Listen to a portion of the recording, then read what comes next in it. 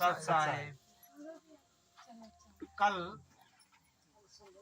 30 जून 2023 को मैं फर्रुखाबाद में 1/7/2023 को होने वाले अहिंसात्मक एवं सात्विक आंदोलन में भाग लेने के लिए यहाँ आए हुए था।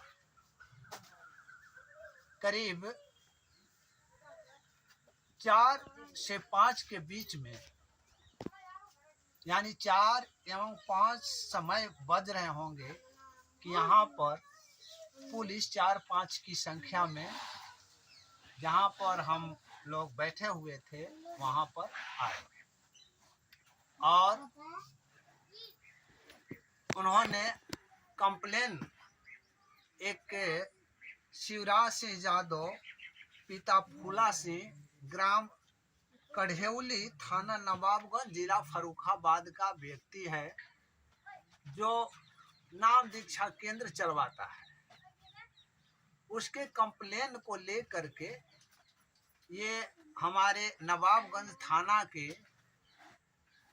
5-6 पुलिसकर्मी यहाँ आए और बड़े अदब से, बड़े प्रेम भाव से उन्होंने कंप्लेनेंट का नाम लेते हुए तथा जिसके विरुद्ध में कंप्लेन की गई थी उनका नाम लेते हुए उन्होंने मुझे बताया और पूछा गया कि क्या ये आश्रम सतलोक आश्रम है। तो हम सभी ने उनके प्रश्नों का बारी बारी से जवाब दिया। पुलिस ने जो कंप्लेनेंट द्वारा कंप्लेंट में जिनका नाम लिखवाई गई थी वो ये हमारे कानपुर के रामचंद्र भगत दास जी हैं और सदकापुर जिला फर्रुखाबाद से ये शोभन दास जी हैं और एक अरविंद दास जी हैं जो निजी और जरूरी काम से चले गए हैं घर, अभी वो यहाँ अभी मौजूद नहीं है।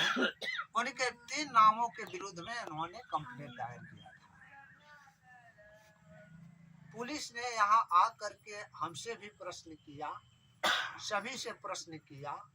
पुलिस की जब सच्चाई की पता चली तो ये शिवराज सिंह यादव जो कोऑर्डिनेटर है, जो नाम दीक्षा केंद्र फर्जी रूप से चलवाता है, वे थाने पर बैठे हुए था, ऐसा पुलिस महकमा ने हमें बताया।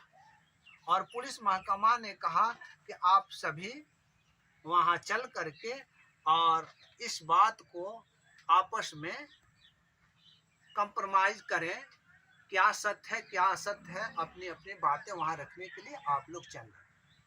इसी दौरान में मैं भी वहां पहुंचा था तो इस समस्या को देख करके हम खुद 10-11 भगतगण मिल करके और जिनके विरुद्ध ये कंप्लेन की गई थी उन सभी के साथ में हम लोग पुलिस के साथ वो थाने नवाबगंज में गए, जहां पर ये शिवराज सिंह यादव जो फूला सिंह का बेटा है, ग्राम कढ़ेउली तथा थाना नवाबगंज जिला फर्रुखाबाद का है, ये फर्जी नाम दीक्षा केंद्र का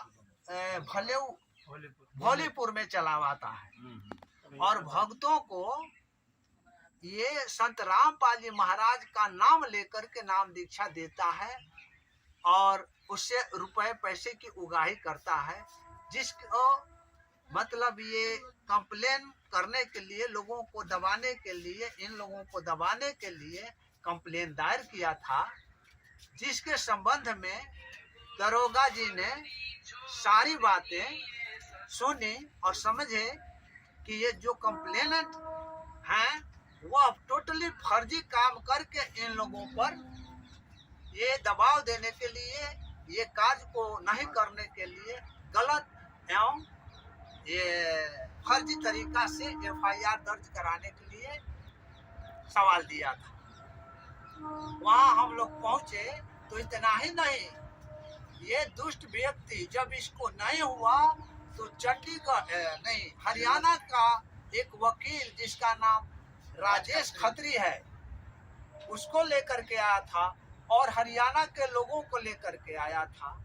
सबने मतलब वहां पर अपना मोह बना करके आया था। वहां हम लोग पहुंचे। पहुंचने के बाद में दरोगा जी ने हम किसी भी भगत गण से सच्चाई को तो वो हमारे जहाँ बैठका होती थी, समागम होती थी, वहां पर आकर के जान लिया था। ऑडियो वीडियो सबका मतलब स्टेटमेंट ले चुका था। उसी बात पर इन्होंने प्रश्न करना उस वकील से प्रारंभ किया जो उनके तरफ से एफआईआर दर्ज कराने के लिए नवाबगंज थाने में आया।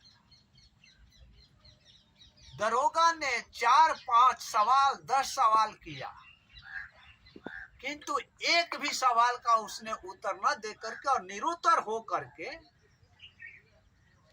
ये दरोगा भी उनको बोल करके डांट फटकार सुनाया। और वह सातिर आदमी वो वकील था भी कि नहीं था, वे वकील जो है वो धमकी मुझको देने लगा था कि मैं सुप्रीम कोर्ट में वकील हूं, मैं आपके एनरोलमेंट नंबर को रद्द करवा दूंगा। मैंने जब कहा कि यदि आप में ताकत है तुम मेरा एनरोलमेंट रद्द करवाएगा तो वो करवा करके देख लो, और तू कराएगा तुमको ये भी मालूम नहीं कि वहां पर जो अध्यक्ष बैठा हुआ है वो मेरे गांव का है, मेरे घर का है। तब उन्होंने अपनी नरमी दिखाई। नरमी दिखाने के बाद में ये दरोगा जी का तो एक भी उत्तर नहीं दिया, निरुत्तर तो हो ही गया था।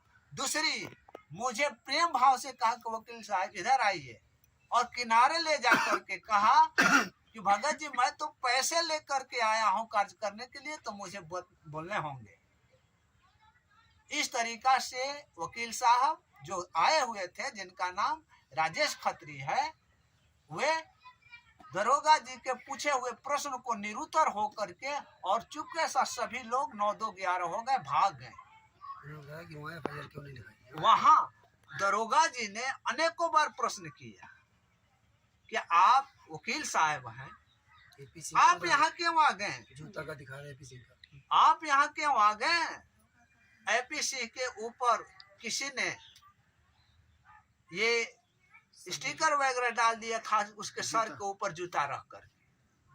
तो वो वकील साहब ने अपने को दिखा रहे थे, क्या दिखा रहे थे कि हमारे सीनियर के ऊपर जूता रख करके किसी ने डाल दिया।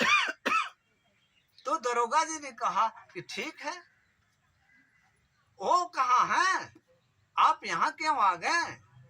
आप दिल्ली में करा लेते, हरियाणा में करा लेते, सारे फेसबुक पर चल रहा था, तो यहाँ क्यों आए? तो दबे आवाज में बोले कि ये लोग मीटिंग कर रहे हैं। तो क्या मीटिंग कर रहे हैं तो क्या करें? मीटिंग में कौन सी बात? जो आपने क्लेम लगाया हो तो कोई बात हमने नहीं पाया। दरोगा जी ने ऐसा बोला। आप एक भी प्रमाण दो तब मैं इनका एफआईआर करूं, आईटी एक्ट के तहत इन पर एफआईआर करूं। लेकिन एक भी जवाब दरोगा जी का नहीं दे पाए। और दरोगा जी की तो बात छोड़िए, हमारे भगत जी उनसे जो बातचीत पूछने लगे उनका भी जवाब नहीं दे पाए। इस तरीका से वे निरुत्तर हो करके और वहां से 9-2-11 हो गए। तब हम लोग अंत में जो जमीन पर बैठने वाले थे, जमीन पर लेटे हुए थे, कुर्सी वाले उठ करके छोड़ करके भाग गए। तब हम लोगों ने जाकर के दरोगा जी जो इंचार्ज में था उनसे बातचीत किया कि अब बताइए आपका क्या आदेश होता है, अब हम लोग जाएं या आपके आदेश से जिस रोज भी उपस्थित होने के लिए होगा आपके आदेश को मानेंगे और उस लोग हम लोग उपस्थित होंगे। तो उन्होंने कहा करे आप जाओ सब लोग। तब हम लोग घर पर आकर के और बड़े मजे से अपना ये समागम आंदोलन किए और लोगों के बीच गुरुजी के विरुद्ध में ये षड्यंत्रकारी जो हैं, जो उनके विरुद्ध जो अत्याचार कर रहे हैं उनका खुलासा किया। लोगों ने सच्चाई को जाना और इस आंदोलन में भाग लेने के लिए जुटे। एक कमेटी की गठित की गई। वह कमेटी क्या है, इस आंदोलन का रूपरेखा रखेगी तैयार करेगी। हर जगह भारत के हर कोने कोने में जा करके ये सच्चाई बताने के लिए आंदोलन कमेटी कार्य करेगी। उसका तिथि, समय, स्थान वही निर्धारित करेगी। इस तरीका से हम लोगों ने आज अपने आंदोलन का अंतिम रूप देते हुए ये अपने समागम को, अपने बैठक को यहीं पर समाप्त किए और सब लोग बड़ी खुशी से ये संकल्पित ले करके यहाँ से गए कि हम इस आंदोलन को और मजबूती से आगे बढ़ाएं। इसी के साथ आप सभी को सत साहेब जय। महाराज की जय हो।